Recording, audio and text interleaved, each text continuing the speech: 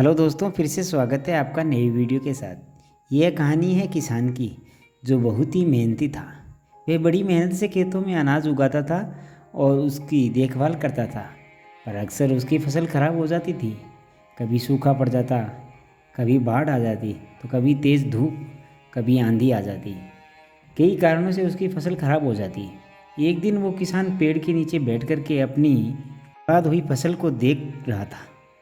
तभी वो गुस्से में आसमान की तरफ देखकर ईश्वर से कहता है कि मालिक, लोग तुझे महान मानते हैं, सर्वज्ञानी मानते हैं, सबसे बड़ा मानते हैं, कहते हैं आप सब कुछ जानते हैं, लेकिन मुझे ऐसा लगता है कि आप कुछ भी नहीं पता। मुझे ये लगता है कि आपको तो ये भी नहीं पता कि फसल कैसे उगती है। अगर आप ये जानते होते तो हर समय जो बाढ़, आंधी और तूफान आते हैं वह कभी नहीं आए। आप नहीं जानते कि कितना नुकसान उठाना पड़ता है हम किसानों को। अगर मेरे हाथ में शक्ति होती कि जैसा मैं चाहूँ वैसा मौसम हो जाए, तो फिर आप देखना मैं फसल को कितने अच्छे तरीके से उगाता हूँ। तभी ऊपर से आवाज़ आई, मैं तुझे ये शक्ति देता हूँ।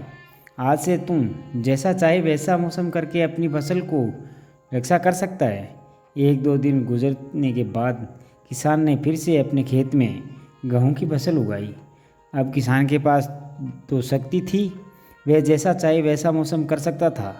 तो किसान ने आंधी, तूफान, बाढ़ कुछ भी उसने अपने खेत पर आने नहीं दिया।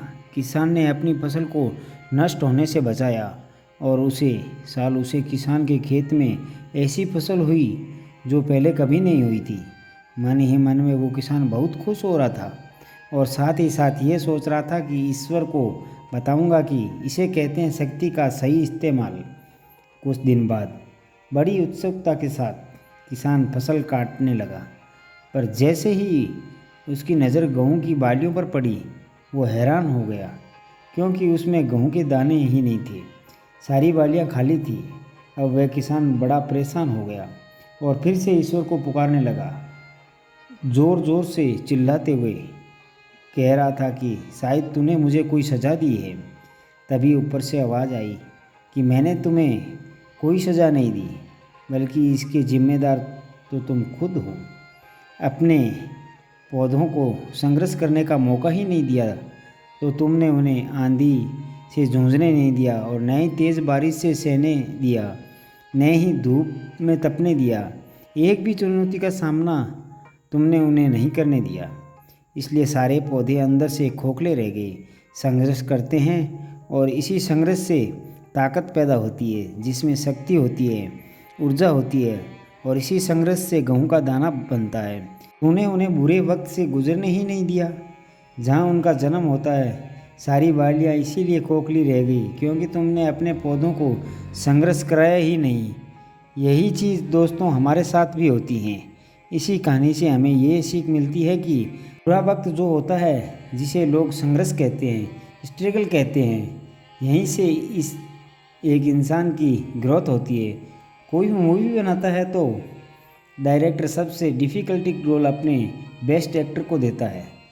तो जब वह आपको ऐसा लगे कि आपकी ज़िंदगी में तकलीफ़ें बहुत ज़्यादा, प्रॉब्लम, आपकी किस्मत ख़राब है, तब खुश हो जाइए, क्योंकि उसे ईश्वर ने यही सारी प्रॉब्लम आपकी लाइफ में क्यों दिया है, क्योंकि उसे पता है कि आप इन सब को पार करके आगे निकल सकते हैं। और ज़रा सोच कर देखिए, अगर आपकी ज़िंदगी में कोई प्रॉब्लम ना हो, कोई संघर्ष ना हो, तब ज़िंदगी जीने का मज़ा ही नहीं आता। तो दोस्तों, मिलते हैं अगले वीडियो तक। आप अपना ख्याल रखिए, मुस्कुराते रहिए। धन्यवाद।